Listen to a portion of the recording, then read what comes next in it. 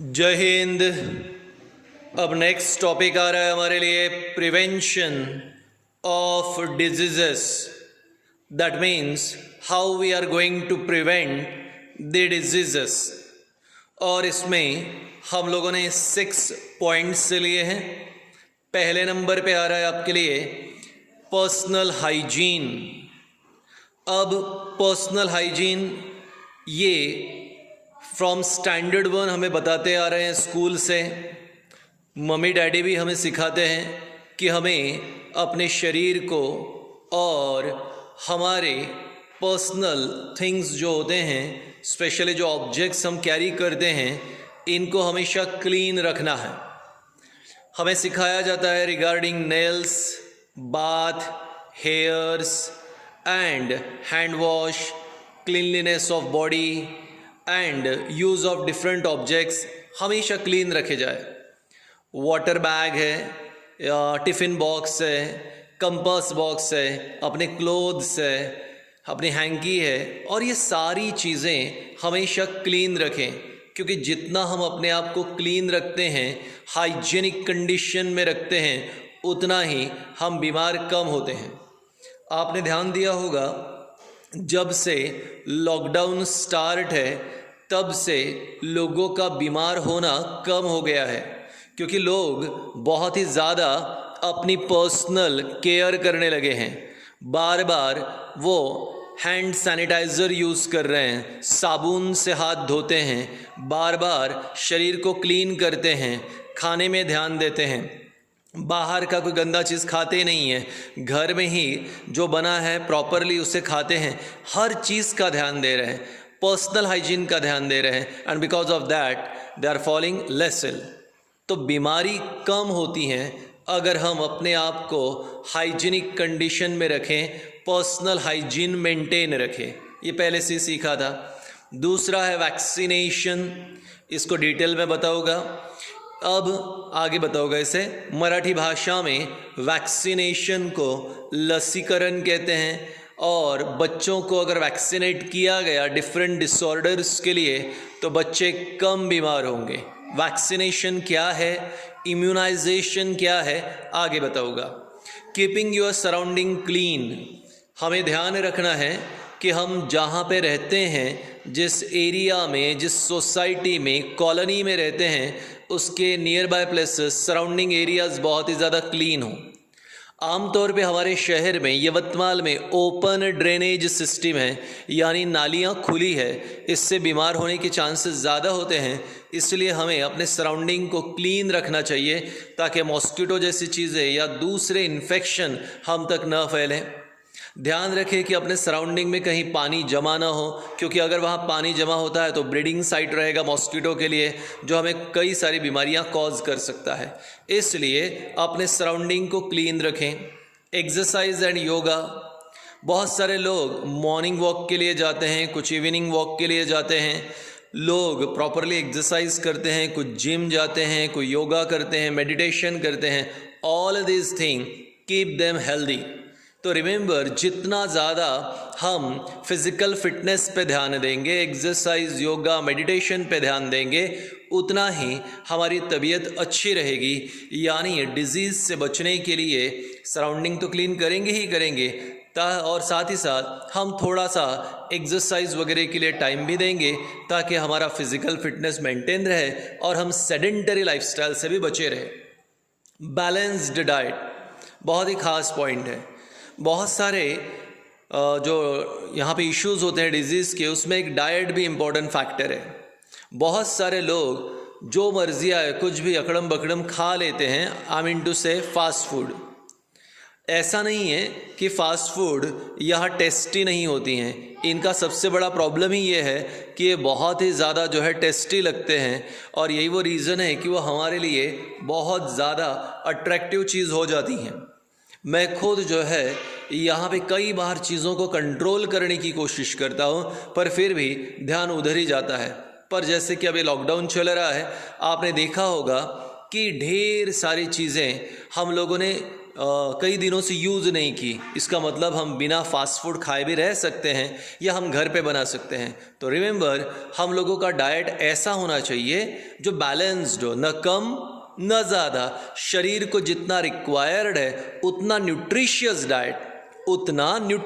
Diet अगर हम लेते रहें तो हम एक प्रॉपर हेल्दी कंडीशन में बने रहेंगे, न ही अंडरवेट न ही ओवरवेट, और किसी भी प्रकार की कोई बीमारी भी हमें होगी नहीं। बहुत सारे लोगों को डाइट का ही इशू होता है जिसके कारण हाई कोलेस्टेरॉल, हाई बीपी और ऐसी कई सारी प्रॉब्लम्स होती हैं। तो बैलेंस डाइट लेना चाहिए, proper nutritious balance diet. Last है अवेयरनेस। अभी की बात देख लीजिए, इस कोरोना में बीमारी से बचने के लिए सबसे इम्पॉर्टेंट फैक्टर है अवेयरनेस। जब तक लोगों में अवेयरनेस है तब तक ही वो बचे हैं। अगर उन्होंने अवेयरनेस छोड़ दी तो बीमार होने के चांसेस बहुत ही ज़्यादा हो जाएंगे। अब अगर हम इमेजिन कर ले हमारे एरिया की, तो हमारे एरिया में लोग काफ़ी समझदार है। आम तौर पे बिना मतलब के बिल्कुल भी बाहर नहीं निकलते, सिर्फ वेजिटेबल्स वगैरह लाने के लिए अगर गए तो गए, अदरवाइज रेस्ट कोई कभी बाहर नहीं निकलता। ये उन्हें अवेयरनेस है कि नहीं, बाहर निकलने पे हमें बीमारी हो सकती है, हम खुद को भी बीमार कर सकते हैं, दूसरों को भी बीमारी स्प्रेड हो सकती है। इसलिए अवेयरनेस बहुत ही इंपॉर्टेंट फैक्टर है और हम सब लोगों ने इस चीज़ का ध्यान देना चाहिए। तो personal hygiene, vaccination, keeping our surrounding clean, exercise and yoga, balanced diet and awareness, ये सारी चीज़ें बीमारियों से हमें बचा सकती है, बीमारियों से हमें रोक सकती है। इसलिए ये अगर चीज़ें फॉलो करते हैं तो हम बीमारियों से बचेंगे। That is prevention of disease. मैंने कहा था वैक्सीनेशन, मैं आपको डिटेल में बताऊंगा क्योंकि वैक्सीनेशन इंपॉर्टेंट पॉइंट है। मैं अभी बताता हूँ।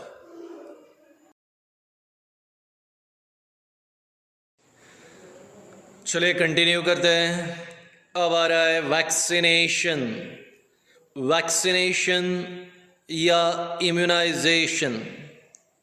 माँ बाप अपने बच्चों को वैक्सीनेट करवाते हैं ताकि फ्यूचर में उनके बच्चों को किसी प्रकार की कोई बीमारियां ना हों। आमतौर पे गवर्नमेंट ऑफ इंडिया 8 अलग अलग बीमारियों से बचाने के लिए, ठीक है, बच्चों को वैक्सीनेट करवाती है फ्री में।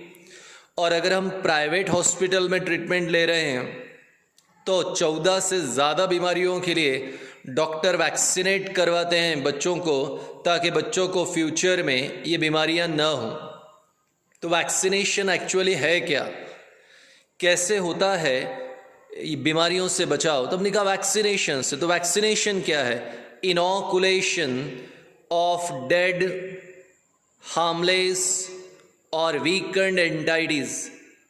इनॉकुलेशन मतलब इम्प्रेग्नेशन, मतलब शरीर में किसी चीज़ को डालना, शरीर में किसी चीज़ को डालना, इनॉकुलेशन और इम्प्रेग्नेशन। इनॉकुलेशन ऑफ क्या डालना है शरीर में? इनॉकुलेशन ऑफ डेड, मरा हुआ, हार्मलेस जो हार्म नहीं करता, और वीकेंड एंटाइटीज, और वीकेंड एंटाइटीज कमजोर एंटाइटीज। क्या है entities? Sir, disease causing agent is called as entities. Disease causing agent को एंटाइटीज कहते हैं, हम पैथोजेंस कहते हैं। ऐसे पैथोजन मतलब डिजीज कॉजिंग एजेंट, या एंटाइटीज मतलब डिजीज कॉजिंग एजेंट। तो हमें ऐसे डिजीज कॉजिंग एजेंट को शरीर में डालना है जो डेड है, हार्मलेस है या वीकेंड है इन बॉडी। क्या होगा? विच प्रमोट, जो शरीर में प्रमोट करेगा, किसे? विच promote antibody production in body, जो हमारे शरीर में एंटीबॉडी के प्रोडक्शन के लिए मदद करेगा। विच promote antibody production in body is called vaccination. समझाऊंगा मैं। अब पहले तो क्वेश्चन पूछ लिया, सर ये एंटीबॉडी क्या है? मैंने कहा एंटीबॉडी प्रोटीनस सब्सटेंस है जो हमारा शरीर खुद तैयार करता है और हमारे ब्लड के प्लाज्मा में होता है। तो हमारे ब्लड के प्लाज्मा में जो प्रोटीनस सब्सटेंस तैयार होता है, जो बीमारियों से लड़ने के लिए हमें मदद करेगा, वो प्रोटीनस सब्सटेंस एंटीबॉडी है। और हमारा शरीर एंटीबॉडी प्रोडक्शन करेगा, जिससे हमारे शरीर को इम्यूनिटी मिलती है, हमारे शरीर को बूस्टिंग मिलता है। आइए देखते हैं अब यहाँ पे आगे बढ़ने के पहले मैं ज़रा एक कंसेप्ट बताऊं, इम्यूनिटी। इम्यूनिटी इसे हम लोग कहते हैं रेजिस्टेंस पावर, बीमारियों से लड़ने की शक्ति, resistance power, immunity. Now the point is that कि अगर हम इम्यूनिटी की बात करते हैं तो हमारे पास इम्यूनिटी दो प्रकार की है, सेल मीडिएटेड इम्यूनिटी, शॉर्ट में आई लिखता हूं, और दूसरा है anti body mediated immunity, antibody mediated immunity. आइए देखते हैं पहले इसका। अब मान लीजिए आप कोई मूवी देख रहे हो, एक फिल्म, एक पिक्चर देख रहे हो, और वहाँ पे दिखाया पिक्चर में कि एक टेररिस्ट ने किसी जगह पर बॉम्ब फिट कर दिया। मुझे याद आ रहा है, अगर आपने देखा होगा महेश बाबू का एक स्पाइडर नाम का मूवी है, वहाँ पे वो एक आदमी जो विलेन है वो एक बॉम्ब फिट कर देता है। अब मान लो कि एक टेररिस्ट ने किसी जगह पे XYZ, हमें नहीं पता, उसने बॉम्ब फिट कर दिया। अब हमें टेररिस्ट मिल गया, हमने टेररिस्ट को मार डाला, तो क्या हम सेफ है? आप बोलोगे नो सर। मैंने कहा क्यों? बोले सर उसने बॉम्ब फिट कर दिया ना, बॉम्ब फटेगा तो बहुत सारे लोग मारे जाएंगे। एब्सोल्युटली। यानी हमें दो चीज़ों से धोखा है, एक तो टेररिस्ट से और उसके द्वारा जो बॉम्ब फिट है उस बॉम्ब से भी। बेटा यहाँ टेररिस्ट का जो रोल है, ठीक है, वहाँ पे हमारे लिए सेल, और जो बॉम्ब है उसके लिए हमारे पास रोल है एंटीबॉडी। मतलब मैंने कहा टेररिस्ट को मारने के लिए कौन चाहिए? पुलिस। तो ये है हमारा पुलिस, सेल मीडिएटेड इम्यूनिटी। और बॉम्ब को डिस्ट्रॉय करने के लिए जो चाहिए वो है एंटीबॉडी। तो बेटा आपको याद होगा हमारे शरीर में WBC है, वाइट ब्लड कार्पस्कल। ये WBC, वाइट ब्लड कार्पस्कल, इन्हें कॉमनली कहते हैं सोल्जर्स ऑफ बॉडी। तो अगर आपके बॉडी में बैक्टीरिया या वायरसेस आ गया तो तुरंत WBC एक्टिवेट होता है और उस वायरस या बैक्टीरिया को खा लेता है और मार देता है। इस प्रकार WBC यानी एक सेल आपके बॉडी को इम्यूनिटी प्रोवाइड करता है, आपके बॉडी को रेजिस्टेंस प्रोवाइड करता है, यानी सेल आपको इम्यूनिटी दे रहा है। तो सेल मीडिएटेड इम्यूनिटी, क्योंकि WBC ने बैक्टीरिया या वायरसेस को मारा। पर जब बैक्टीरिया वायरसेस आते हैं तो हमारे शरीर में हार्मफुल केमिकल सब्सटेंस तैयार करते हैं, जिससे हम बीमार होते हैं। बैक्टीरिया वायरसेस जब शरीर में आते हैं तो हमारे शरीर में हार्मफुल केमिकल पॉइजनस सब्सटेंस तैयार करते हैं, जिससे हम बीमार होते हैं। उनसे बचने के लिए कौन है? एंटीबॉडीज। ये प्रोटीनस सब्सटेंस है, ये पॉइजनस सब्सटेंस को, टॉक्सिक सब्सटेंस को, बैक्टीरिया और वायरसेस के द्वारा तैयार किए गए टॉक्सिक सब्सटेंस को क्या करेगा? न्यूट्रलाइज करेगा, उससे डिस्ट्रॉय करेगा। ये हो गया एंटीबॉडी का काम। इमेजिन करो तुम्हें लाल चींटी ने काटा, वो जगह पे ईचिंग होती है, वो जगह लाल हो जाती है, पर 15 मिनट के बाद तुम ठीक हो गए। वाई? क्योंकि जितना भी फॉर्मिक एसिड लाल चींटी ने डाला था उसे एंटीबॉडी ने डिस्ट्रॉय कर लिया, न्यूट्रलाइज कर लिया। तो आपको रेजिस्टेंस पावर मिला है सेल के लेवल पर और एंटीबॉडीज के लेवल पर। तो वैक्सीनेशन में हम क्या तैयार करते हैं? शरीर में एंटीबॉडीज तैयार करते हैं, यानी यहाँ पे हम बॉडी को रेजिस्टेंस पावर प्रोवाइड कर रहे हैं इन द फॉर्म ऑफ क्या? एंटीबॉडी। सो इनॉकुलेशन ऑफ, हमें शरीर में डालना है, क्या डालना है? इनॉकुलेशन ऑफ डेड, हार्मलेस और weaken entities disease causing agent which stimulate body, जो बॉडी को स्टिमुलेट करेगा, काय के लिए? For production of antibody is called vaccination. Example के तौर पे फोन किया पुलिस स्टेशन और पुलिस को कहा कि यवतमाल बस स्टेशन पे टेररिस्ट है, बताओ मुझे पुलिस आएगी कि नहीं आएगी? बोले यस सर आएगी। 5 मिनट के अंदर पुलिस आ गई। क्या पुलिस को टेररिस्ट मिला? यस, लेकिन वो मरा हुआ था। यानी जैसे ही हमने मैसेज दिया, जैसे ही मैसेज दिया कि टेररिस्ट है, पुलिस तुरंत आ गई। हाँ, ये बात अलग थी कि टेररिस्ट मरा था, किसी को कोई भी धोखा नहीं है, किसी को कोई प्रॉब्लम नहीं।